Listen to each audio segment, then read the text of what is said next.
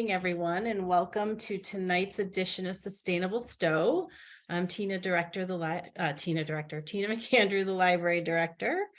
And just so you know, this is being recorded and it will be available later on Stow TV for those of you that may have friends that cannot attend tonight. Please keep yourself on mute so that background noise is lessened. And if you have any questions, feel free to raise your virtual hand or put it in the chat. And I think with that, I'll hand it over to Rick of Sustainable Stow. Thank you, Tina. And I would say not only keep your cell phone on mute, which Tina mentioned, but you may want to mute your Zoom screen too, so that if there's a background distraction in your household, it doesn't overtake the show here. We're still getting people arriving, and I expect that they'll be arriving for another 5 or 10 minutes. Yep, I'll let them in. While they do, and before I introduce our senator, I'm going to put in a little, just like the TV shows, I'm going to put in a little advertisement. I'm not going to show it to you because you can't possibly see it here, but you may have already seen it around town. We are running a rain barrel program. You may remember that last summer, during the drought, we did a session here about, the importance of managing your well, keeping, working very carefully with the water you had. And so right now we're running a rain barrel program where you can buy a rain barrel at a discount, and they'll be delivered to the Stow Town Building on April 15th. But you've got to get your order in by the end of this month. And you've probably seen there's a notice on Facebook, there's posters around town. You order it directly from the company, which is the Great American Rain Barrel Company, greatamericanrainbarrel.com. And then you select Stow as your community, and that puts you in our program. So just a plug for that. And so I think we can begin. We're almost at 7:05. No, we're not there yet. Many of you know our State Senator Jamie Eldridge, I suspect. He's been with us, working with us for a number of years. He's been here in many capacities in town, and it's just been great to have an ally like him on Beacon Hill. He's more than an ally, though. I'd call him a leader on Beacon Hill because he's often out there on an issue ahead of us, which is great. We need his education. He's state senator for Middlesex and Worcester District. He's had that role since 2009. He represents 14 communities, so it's a Senate district. It's fairly large. He serves as the Senate chair of the Joint Committee on the Judiciary and Senate vice chair on the Joint Committee on Environment, Natural Resources, and Agriculture, among other things. Long-term climate champion, many climate-related bills that he's introduced. And we're going to hear about some of them tonight. I was trying to think if there's anything else. I mean, many of us know him personally because he's in town a lot. And, I think we're very lucky to have him as our senator. So I really appreciate it. He was last here in this series about 2 years ago. He joined us on about the second month, maybe, of this series when it first got kicked off. So it's great to have him back. So having said that, having given people a little time to sign in, welcome, Senator. The floor is yours. Thank you. Thank you so much, Rick. Thank you for that very kind introduction, and great to see so many friendly and familiar faces. And thanks to Tina for hosting the at the Stow Randall Library, this Sustainable Stow series. I was checking with my staff this morning because for a moment I was a little confused and I was thinking, oh, is this now back in person? Am I going to the Stow Library tonight? So fortunately, my staff saved me that this continues to be virtual. But thanks so much for inviting me. And Rick had mentioned the two of my leadership positions in the Senate, which I'm very proud of, and the environment. It's now the Environment, Natural Resources Committee. Interestingly, and this is of interest to Stow, given there's so many farms. There's now a new committee, a new joint committee just for agriculture. So it's called the Joint Committee on Agriculture. So not many bills went to that committee, but that's separated off.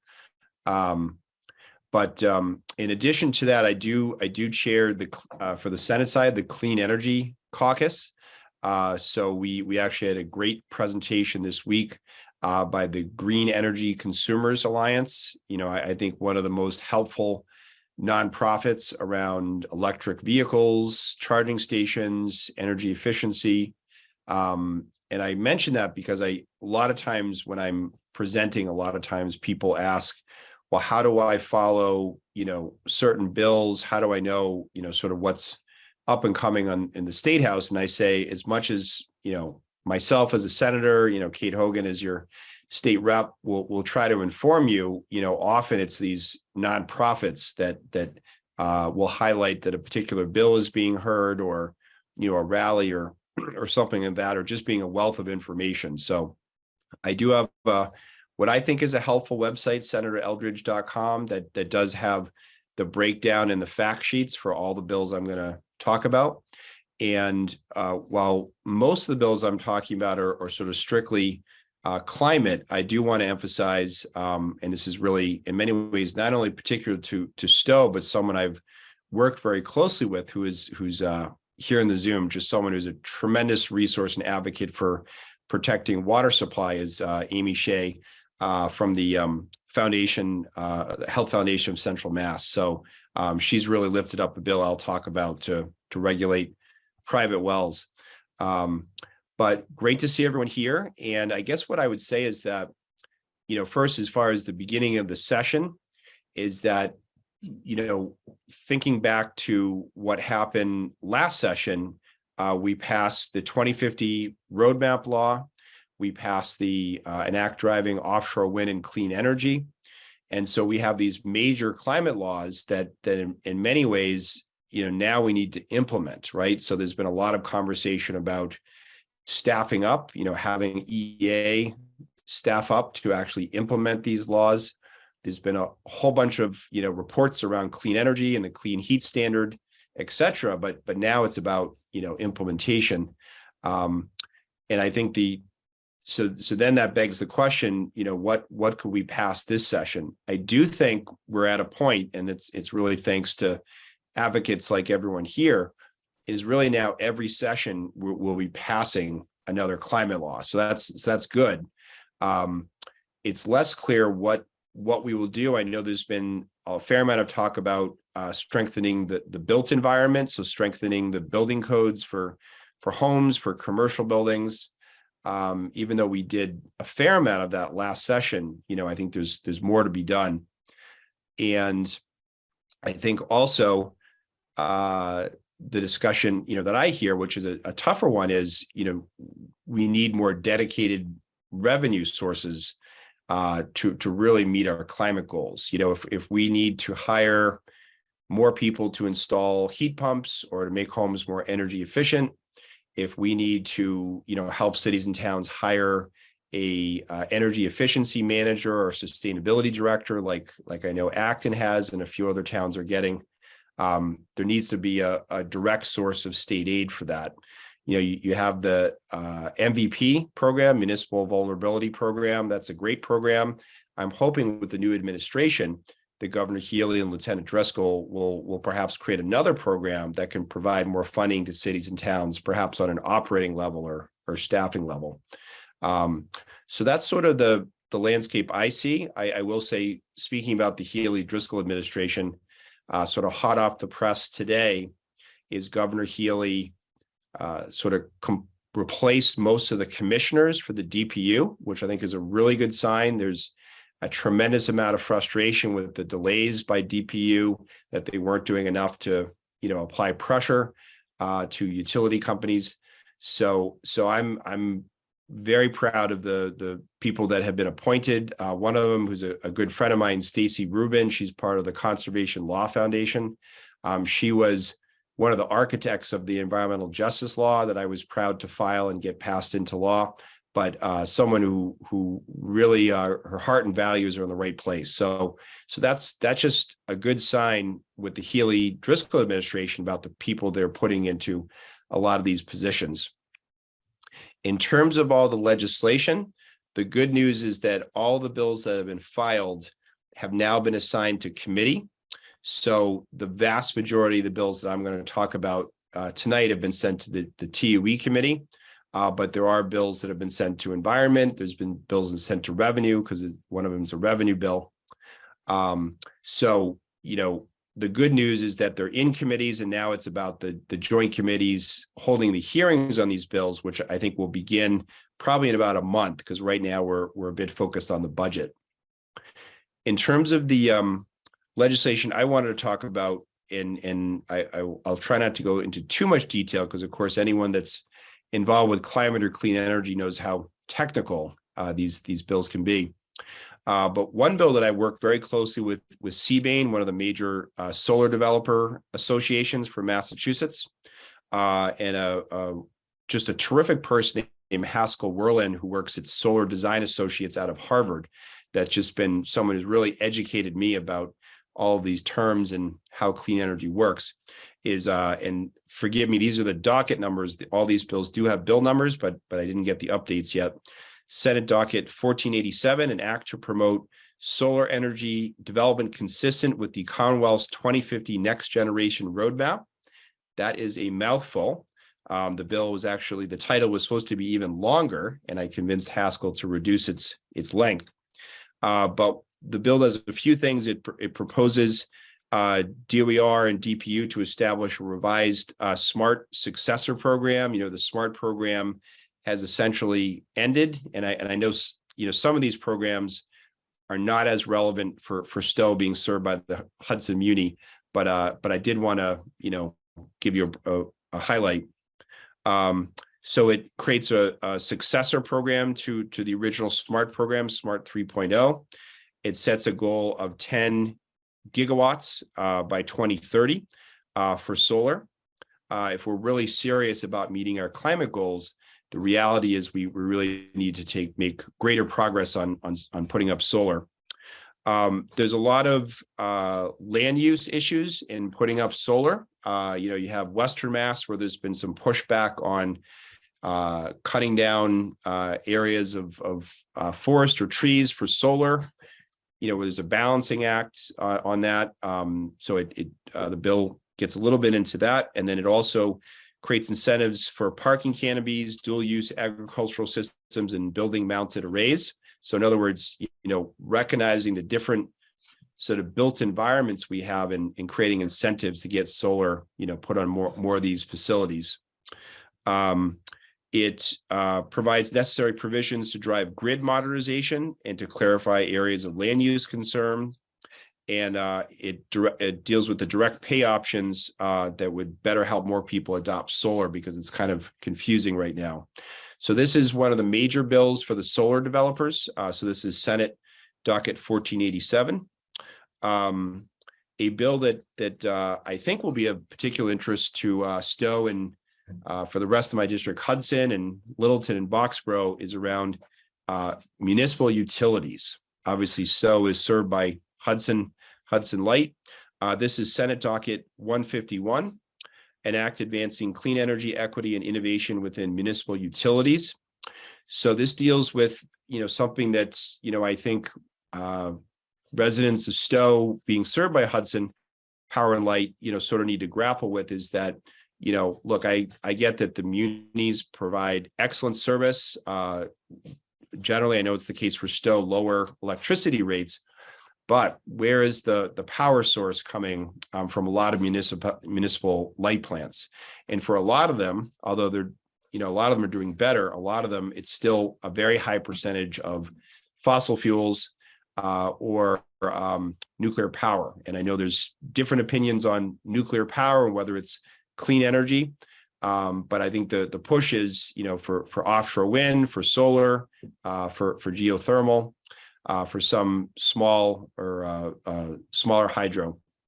So what the bill does is it requires municipal light plants to meet the renewable portfolio standard that, investor-owned utilities like Eversource and National Grid currently have to meet. As I'm sure probably most people here know, the municipal light plants are exempt from a lot of those requirements. They're, independent systems. And I think the question is, if we're really serious about meeting our climate goals, are we at a point where we need to ask more, perhaps demand more of municipal light plants? So this would require MLPs to meet the RPS and the Clean Peak standard by 2030. And then it would establish a $50 million fund to accelerate the transition to clean energy for environmental justice communities served by municipal light plants.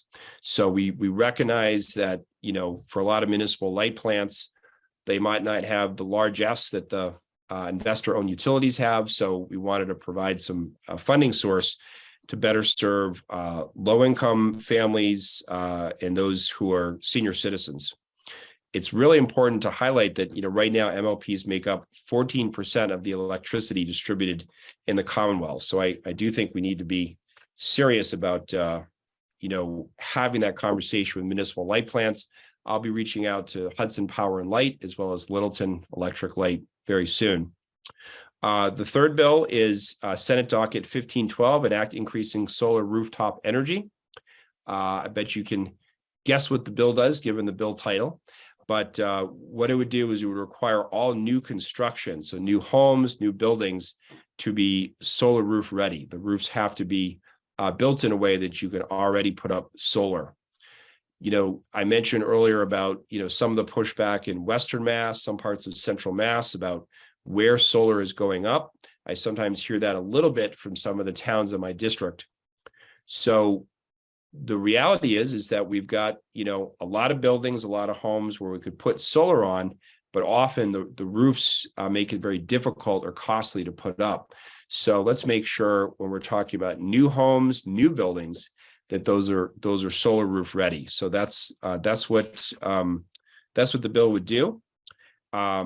There's of course some exceptions, recognizing that some buildings might not work, but I think we're really at a point where we need to, take this step if we want to make sure that solar can be put up in many, many parts of the state. So hoping to get that bill passed. I mentioned earlier that I think one of the themes this session is about the built environment, about, building codes. Well, I can think of few better ways to make sure that our homes and buildings are powered by solar than by making sure that those new homes, those new buildings are solar rooftop ready.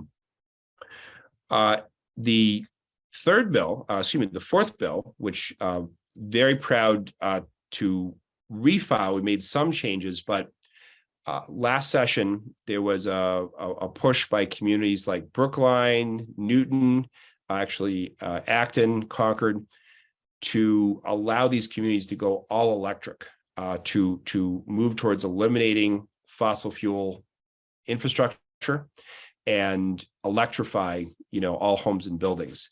Obviously, that's going to take a while, but if we don't require these things, now, we'll never get to that end goal. So last session, former Representative Tammy Gouveia and myself filed a bill that would have created a local option for any community to go all electric. Unfortunately, there was pushback from the developers, some of the home builders. And so in the final climate law that Senator Barrett and Representative Jeff Roy were the lead conferees on, it created a pilot program of 10 communities to go all electric. So because Acton and Concord, Brookline and Newton were among the first to already make that effort through a home rule petition, if they vote this spring by town meeting to go all electric, they will be accepted into that 10 community pilot program. So I think that's great progress. It really, sets an aspirational goal. I did file the bill with some changes, sort of, I guess, a refile. So it's Senate docket 144, an act to reduce greenhouse gas emissions by permitting local option all electric buildings and home ordinances. So this bill would create explicitly the legal authority for cities and towns to adopt those provisions, so that starting in 2023, all new buildings, building construction projects, or major renovation projects would need to be all electric and may not have on-site fossil fuel infrastructure.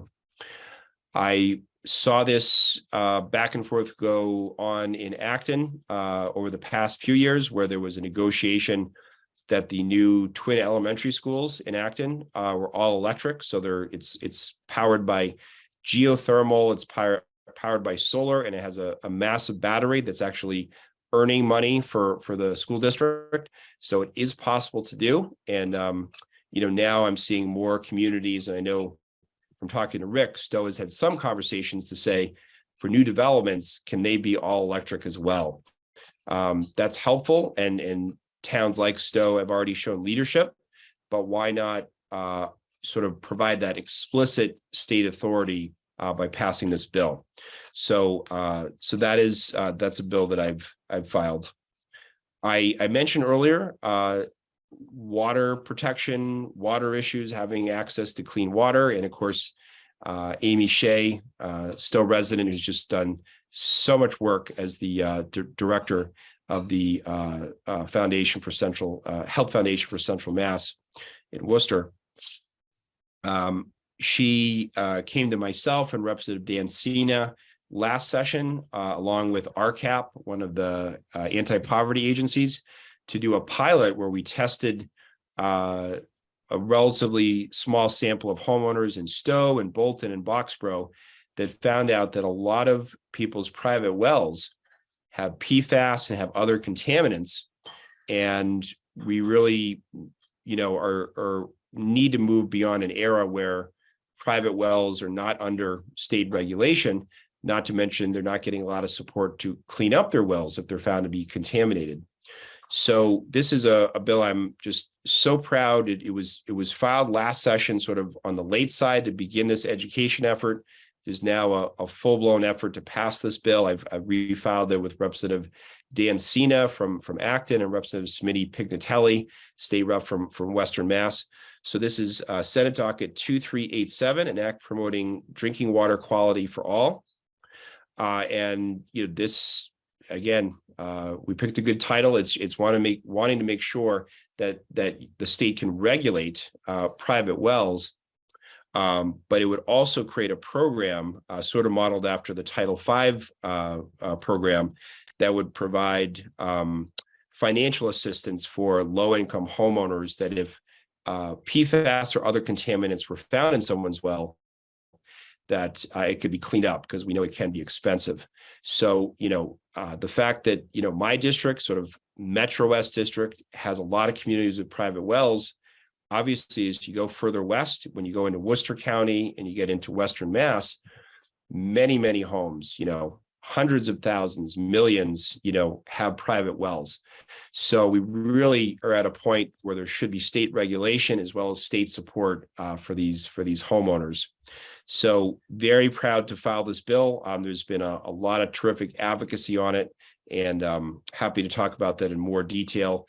As I think a lot of people here know, my ties to sort of environmental issues, including water issues, go back to working for former State Senator Pam Rezor and former State Senator and Environmental Secretary Bob Durand, who passed the Rivers Protection Act. So, protecting our water supply is so critical. Obviously, water crosses town and city boundaries, so we need to be more protective of our water, especially as droughts continue to increase in Massachusetts. So I'm feeling very positive about that bill, and it's got a lot of momentum already this session. And related to that, and I won't go into too much detail because I'm not the expert on the bill, but I mentioned PFAS. So, we all know that some levels of PFAS can cause cancer. We know the Biden-Harris administration, EPA, just recently put down some stricter regulations around PFAS, greatly appreciative. In Massachusetts, the DEP is, already taken that step, but we finally need to have the conversation about eliminating PFAS from household products. So Representative Kate Hogan, your state rep, and Senator Julian Sear last session co-chaired a PFAS task force, which has come up with an omnibus bill that looks to ban PFAS in many, many products and has some very comprehensive recommendations. So they filed that bill. I assume it'll go to the Environment Committee. So I think that's really important bill that I know Representative Hogan has talked a lot about, and I'm happy to follow up with more details about that. I don't know all the specific details of that, but I did want to mention that because I know it's an issue in Stow. And then the final bill, which is a bill that I've refiled, it's the HERO bill, standing for Housing Environment Revenue Options. The official name, Senate Docket 1226, an act providing for climate adaptation infrastructure and affordable housing investments in the Commonwealth. I mentioned earlier about, what is one of the big challenges this session is finding a dedicated revenue source, including for climate. So I think this is one of the paths we could get there. And it's sort of modeled after the Community Preservation Act and bringing together different interests, in this case, climate adaptation and affordable housing. And it would increase, double the deeds excise fee when people buy a house, which is Massachusetts has the lowest in New England. So it would double that fee. And it would raise approximately $300 million. Half of that would be put in the Global Warming Trust Fund. Half of that would be put in the Affordable Housing Trust Fund. And it would be a source of revenue for cities and towns to apply for climate projects and for affordable housing. So this is something that's, spearheaded, not just by climate groups, but also affordable housing groups. And I partnered very closely with MACDC, the Mass Association of Community Development Corporations, because they are also doing both climate projects and affordable housing projects. So, this is a bill I filed with Representative Sam Montano. She's a new state rep from Jamaica Plain. And again, if we're really serious about climate adaptation, I do think we need a dedicated revenue source. If we keep on passing law after law, but don't provide that new revenue source, the reality is a lot of these laws aren't going to be properly enforced or implemented, and we have a very short timeline to meet our climate goals. So that is one of the revenue bills I filed. And so because it is a revenue bill, it has gone to the Revenue Committee. So the Revenue Committee will debate that. I think this session, clearly, we're going to be passing some tax reform. I would say generally the bills around, housing or real estate transaction tax or the HERO bill, of course, there's opposition from the real estate industry. But I think there is growing support and recognition that, we need a dedicated revenue source, including for climate. So those are the bills I wanted to highlight. I know there's always lots of great questions from Sustainable Stow, remembering from 2 years ago. And I would just say on the money front, we are going into budget season. So, I'm having my meeting with Senate Ways and Means Chairman Michael Rodrigues next Tuesday. Some of the areas are, increasing the DEP line item, money for the Municipal Vulnerability Preparedness Grant Program, getting some requests for earmarks for climate projects. So, now is really the budget season. So making sure that the line items or areas where you think the state needs to step up around environment or climate, that those are being advocated by your legislators. So again, thanks so much for having me. I look forward to the conversation, and I'll hand it back to Rick. And Rick, thanks again for inviting me. Well, thank you. Thanks for being here. I don't think we have nobody's made any comments yet in chat, which you can do. Or you can raise your hand and ask a question here. I'll make one comment. It's not quite a question. On the solar rooftop energy, we're looking to build a new high school.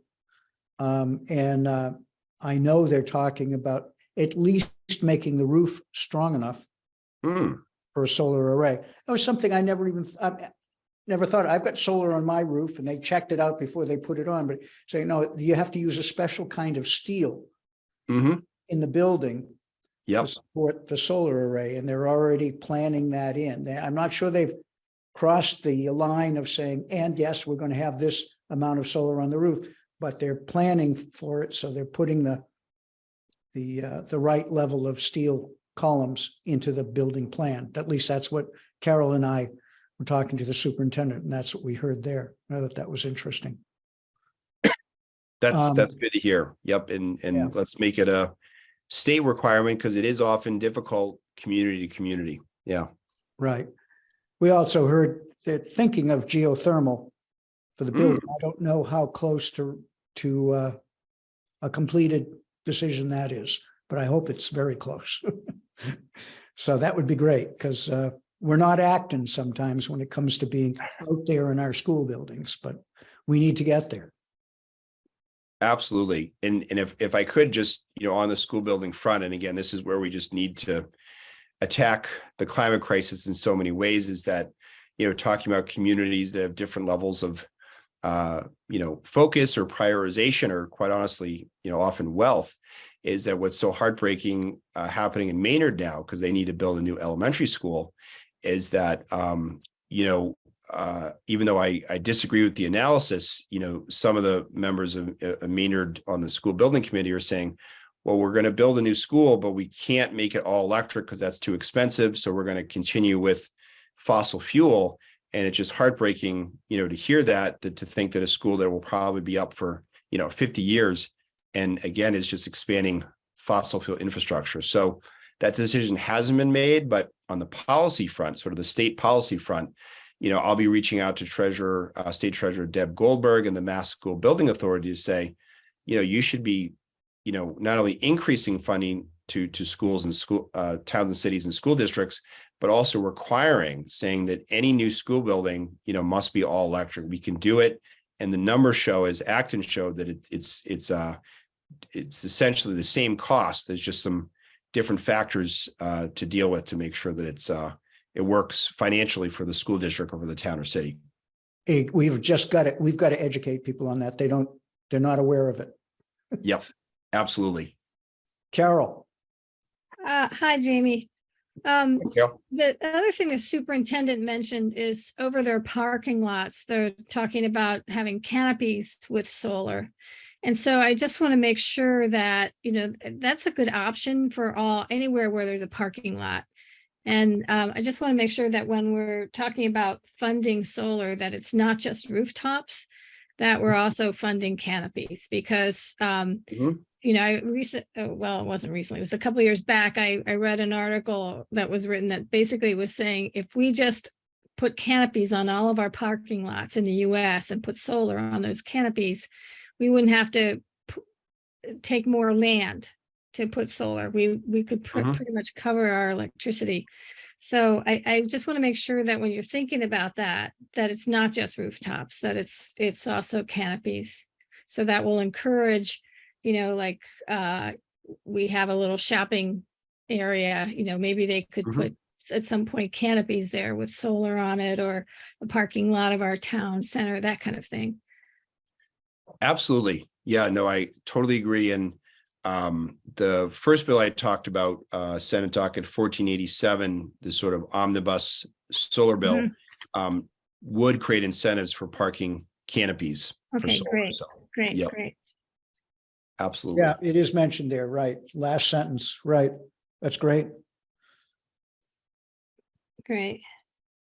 Yeah, and Carol, I just want to say, and I know a lot of other people here were there, is thank you for coming to my Green Advisory Council meeting, which has been, I know Rick has come as well, and it's just a great a great resource. I joke that I think it took over 2 hours to go around the room for people to talk about all the projects they're working on.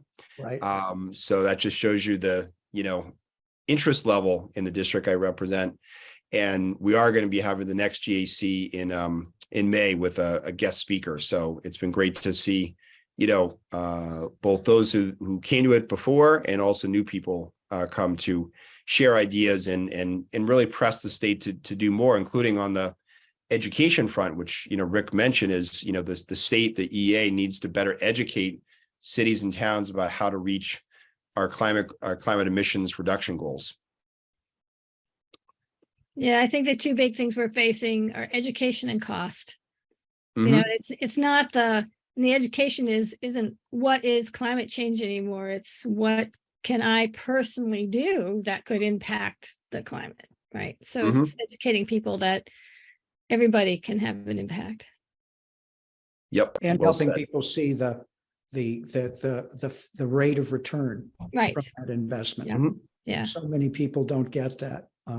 Some people are beginning to. I'm beginning to hear it back, which is great, but many people don't. Other questions?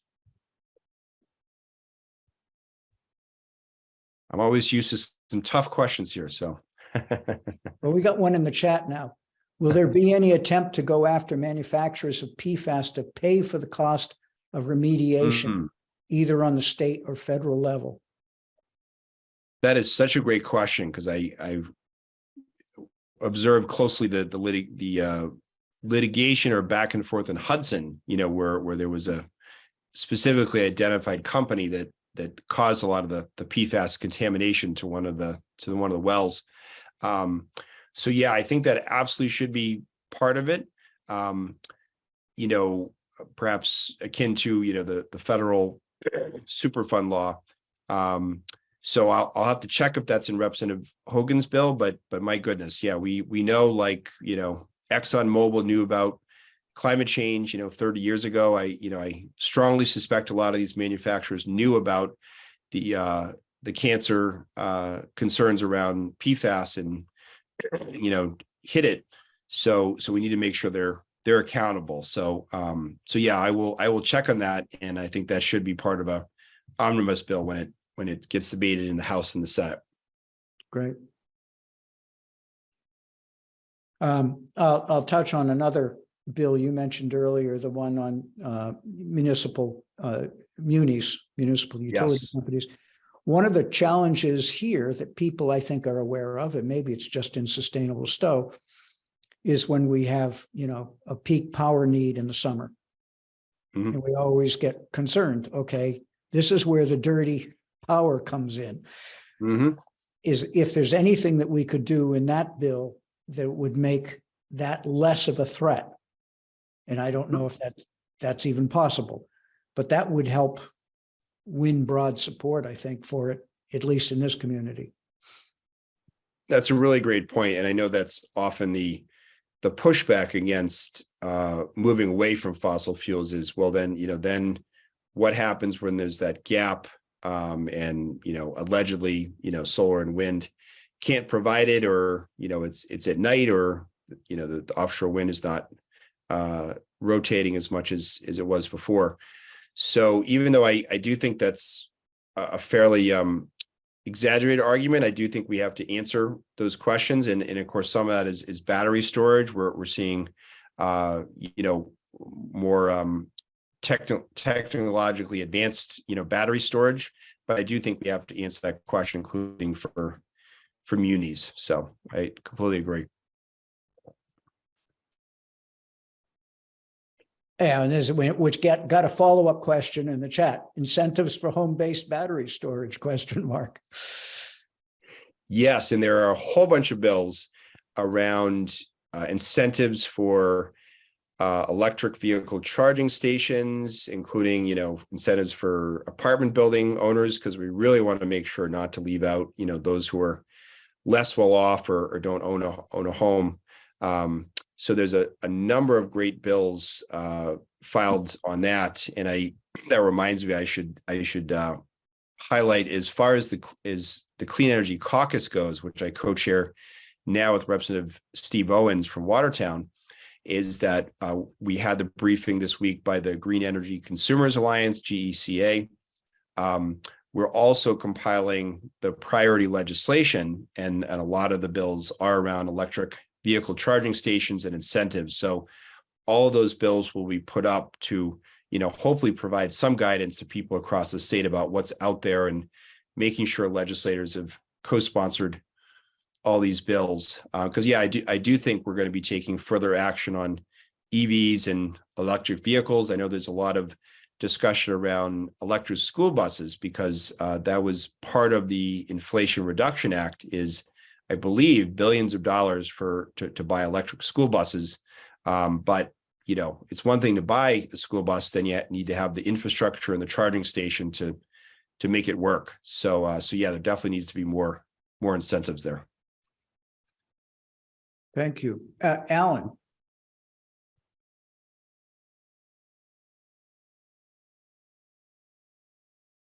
Hi, Jamie. Hey, Alan.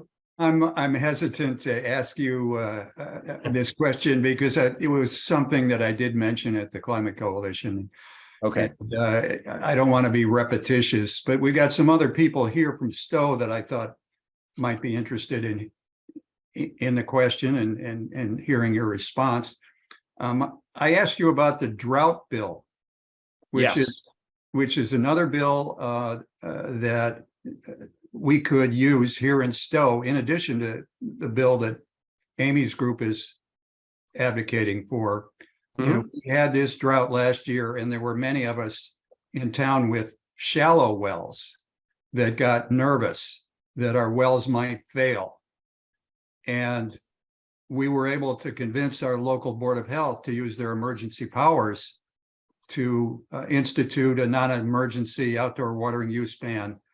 That ban lasted about, I don't know, a week and a half. Yes.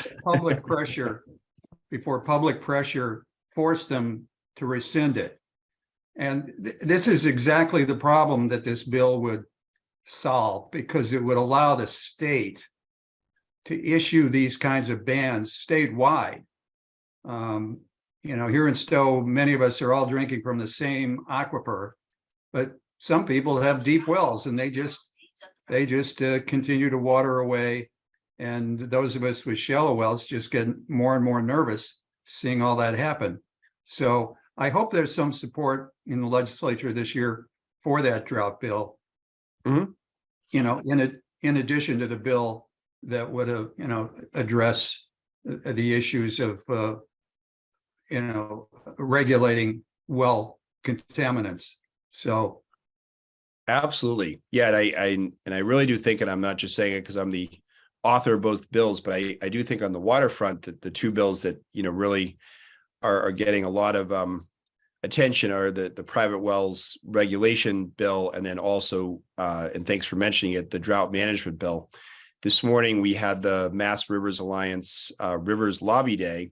We had over 150 members, often representing watershed associations. And so their top priority is the drought management bill, to give that authority to the state. And actually, Alan, I did mention the Stow example and said, municipal officials should be, clamoring for the state to take this on, because then they don't have to deal with it and deal with the, political pressure that often happens around restricting water use. So this is another bill that I've filed. It's gone to the Environment Committee, and I think there's a lot of support for it. And I think with the new administration, I'm hopeful that the administration will be very, very supportive as well. So thanks for mentioning it. And yeah, it's a bill I filed with Representative Joan Machino, who's the state rep from Hull.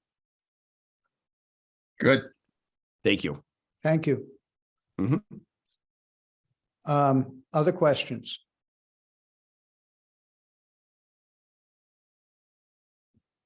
I can give you a minute to gather your questions.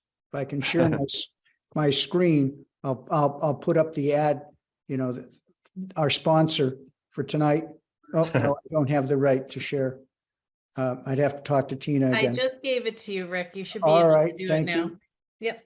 So here is a message from our sponsor, the Rain Barrel Program. Mhm. So, if you're thinking about it, please order it in the next 2 weeks. Now, That's great. so other questions from folks? Well, Go, Ellen. Yeah, I know you can't help yourself, Alan. well, I was perusing the bills that had been filed in the category of adaptation, because I'm getting more and more worried about our climate and increasing heat, particularly in the summer. And I came across a bill, I think, as a former legal services lawyer, it just drew my attention. And I don't know if you've seen it. Your colleague, Senator Cream, filed this bill, and it would set up a low-income cooling assistance program that would make sure that our lowest income, most vulnerable people would have the ability to stay cool during the heat waves that are sure to come. It's a small bill. I think it's ST 560. It would cover the cost of a modest air conditioner for someone living in a small apartment or small house. Or if they were a tenant and didn't have the ability to stick in their own air conditioner, it would pay for a box fan.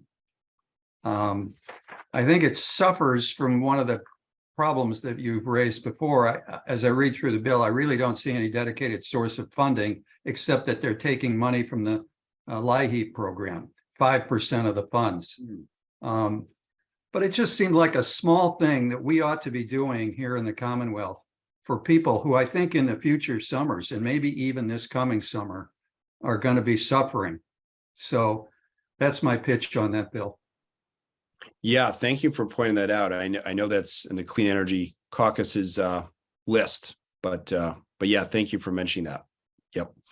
And I think I've already co-sponsored it, but I'll double check, and if not, I'll make sure to do that.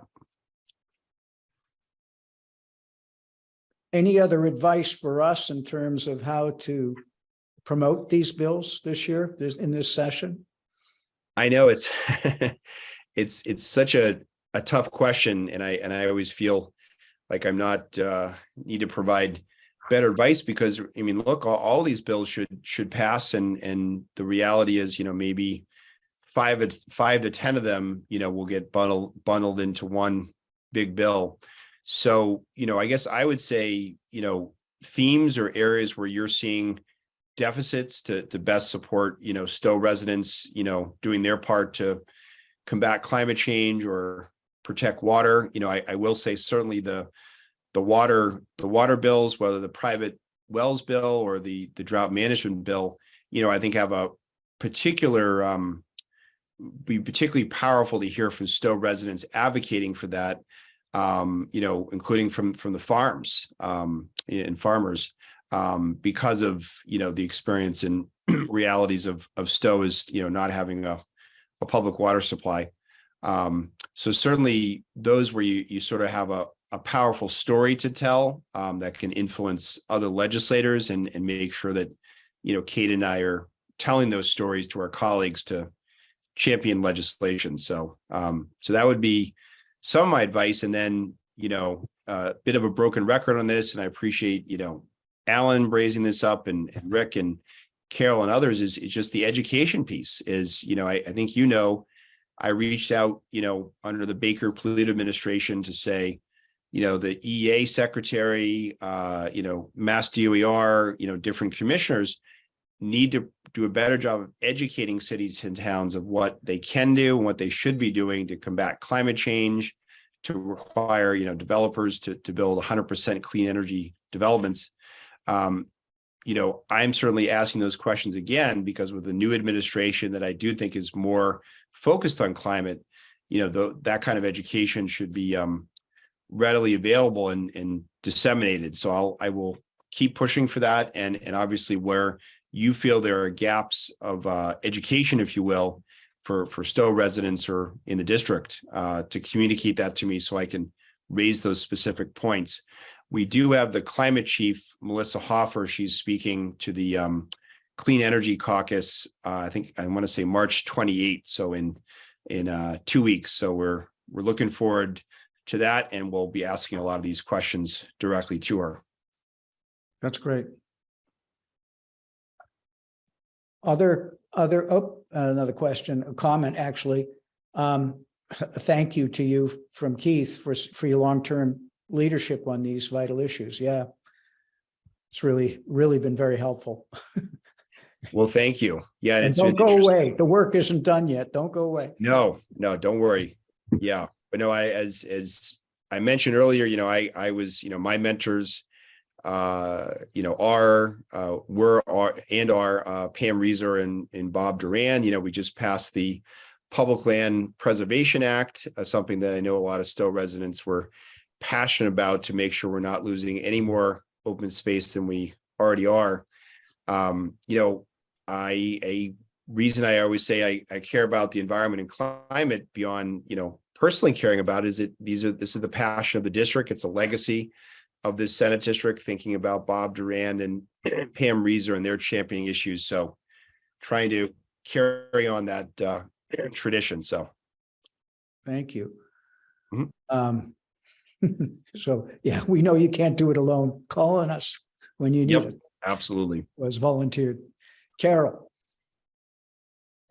Jamie, in terms of education, what you're talking about, the one thing that really shocked me last summer, during the limited ban that we had, was out on Facebook. I can't remember what site. It might have been the Town of Stowe discussions, or I don't know which site it was on. Basically, there were people who were adamant, my water, my well, or my well, my water. And I tried to nicely explain that they get their water from an aquifer that's shared with people around them, right? It's not like they have their own little puddle of water and that's what they're pulling. And they just were adamant, nope, it's my well, it's my water, I can do whatever I want with it. And so somehow I think the state's going to have to educate people that it's shared water. It's not, it's not that they're so much taking water from other people, but everybody shares this water. So everybody has to, in times of drought, everybody has to manage their water. So one guy was adamant he was going to keep, he didn't care if the town was saying, you have to limit your water usage. She's like, I'm going to water my grass. It's my well. So. Yeah, no, and speaking of the fact that, no one owns water, and it crosses, many boundaries. And I will say, I do think that would be part of the role, on the drought management bill, or just, increasing the budget for DEP or other agencies, is doing that education. It's hard to believe now, but geez, now 10 years ago, I co-chaired the Water Infrastructure Finance Commission with former state rep Carolyn Dykema. And a big part of those recommendations were education. So many people, turn on the tap, in the morning or when they get home, and they don't think at all about, all of the processes to deliver that clean water, all the protections, including, land protection. And so, educating people more, when quite honestly, we generally pay very little for water. Yet if there's the slightest, increase in water, people get very angry, or to what you said, they see water as, this well is my property, or this lawn is mine, and I can water as much as I'd like, but that resource is finite and we all own it. So. Thanks. Thank you. Alan.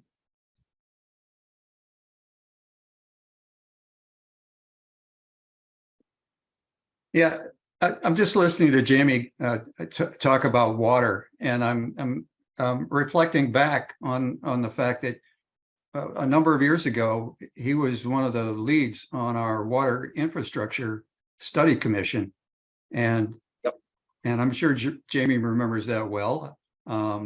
Yes. I'm just wondering how you reflect back on it yourself, on the work of that commission and the list of recommendations you guys made. How well are we doing in carrying those out?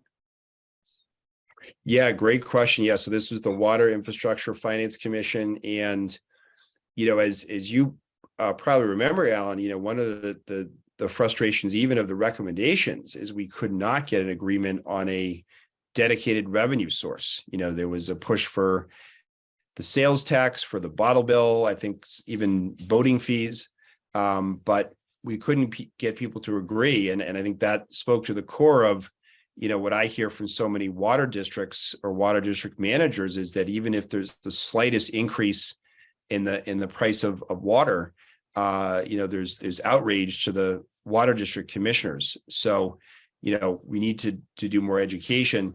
And yeah, I will say, unfortunately, those recommendations, I think very few of them have been implemented. We have increased some more money for the state revolving fund for the Clean Water Trust. And of course, thanks to the bipartisan infrastructure law, there was hundreds of millions of more dollars for water infrastructure, but that's mostly, gone. It's mostly been spent.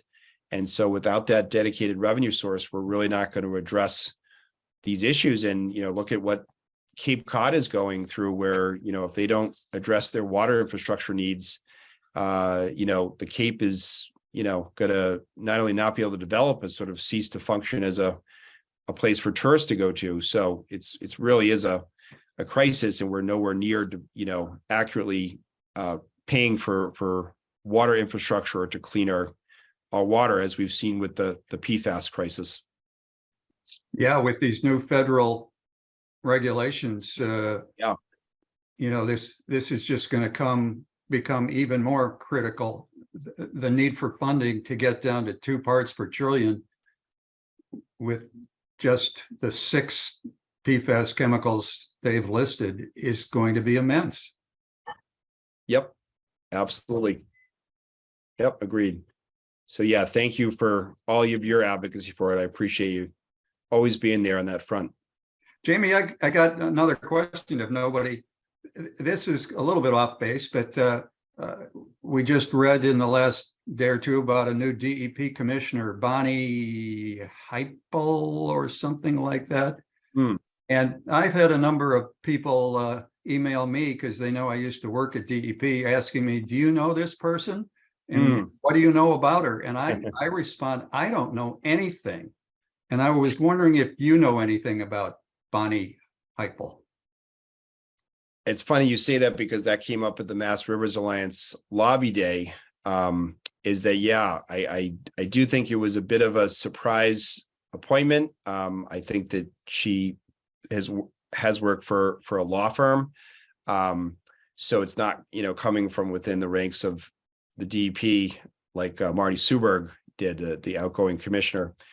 So yeah, so I think, we're really going to have to be vigilant to make sure that she's enforcing our environment and water laws. But yeah, I do not familiar with her, so I'm not sure where that appointment came from. So it's almost 8 o'clock. I wanted to give others a chance to ask a question. Carolyn or Keith has asked a couple. We've read from the chat. Trish, Marcia, anybody have a question or Amy, before we wrap it up here? You good? You guys all good for tonight? I don't think any of us would say this is your last chance to ask our senator a question. No, please come to the GAC in May, the Green Advisory Council. I think actually it's going to be in Stow. So I wanted, not just to have it in Acton. So it's going to be at the Stow Library on a Saturday. And yeah, please be in touch. And, the advocacy days and lobby days have begun, and the bills have been assigned to committee. So thanks so much for having me. And this is, as always, a great discussion. So thank you to Rick, and thank you to Tina, and thanks all for tuning in. Really appreciate it. Can I just add something?